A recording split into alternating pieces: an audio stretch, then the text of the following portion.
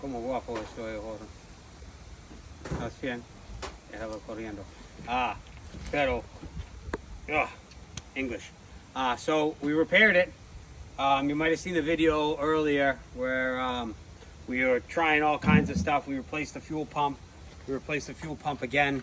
We adjusted the valves, and what was happening was it was pushing pressure into the crankcase, and then from the crankcase it was pushing pressure into the fuel pump, and it's a vacuum actuated fuel pump, so it'll use pressure. It uses the cavitation caused by the pressure in the fuel pump.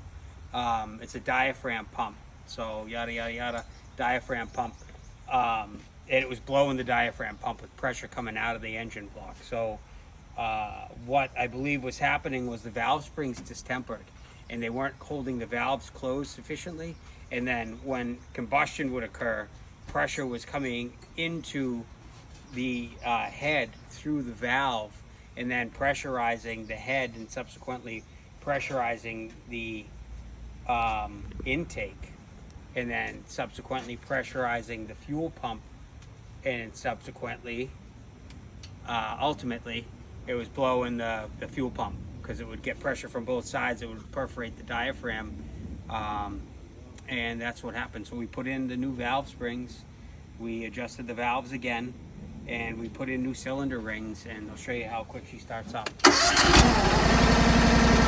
Relatively cool, like myself, and it started right up. So she should be good to go. Only got 1,400 miles on it. 1,400 hours on it, so not too much for what she is. But we're gonna clean her up. We're gonna put her back in position, and we literally have a log jam to take care of. So we're gonna clear out the whole upper road to start bringing in more logs. So that's what we're gonna do.